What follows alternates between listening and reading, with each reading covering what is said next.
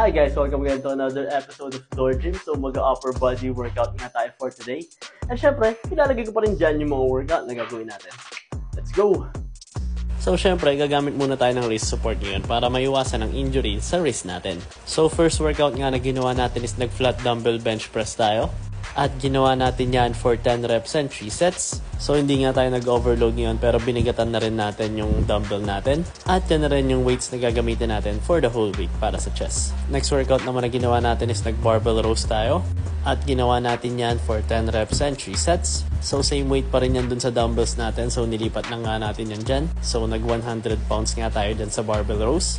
And for our next workout, dahil nga kakatapos lang natin mag-pull na workout, magpupush tayo. So, nag-shoulder press nga tayo dyan at ginawa natin yan for 10 reps and 3 sets. So, yung mga weights nga na ginagamit natin ngayon is yung saktong makaka 10 reps lang tayo. Next workout naman is for our bicep naman. So, nag-barbell curls nga tayo at ginawa din natin yan for 10 reps and 3 sets. So, dito nga sa workout na to is nag-heavy na din tayo. Siyempre, para ma-improve natin yung strength ng bicep natin. Next workout naman na ginawa natin is nag-dips tayo. At ginawa naman natin yan for 12 reps and 3 sets. So, goods na goods talaga itong isama sa mga upper body workout natin guys dahil napakaraming muscle group ang natatarget na rin yan. And for our last upper body workout, nag-plank na din tayo. At ginawa natin yan for 1 minute and 30 seconds for 3 sets.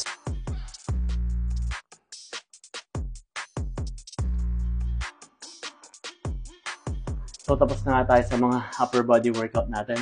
And syempre, kung kailangan nyo ng mga gym equipments, check nyo lang yung TikTok shop ko. And kung mga workout naman, check nyo lang yung bio ko. Follow for more. Bye-bye!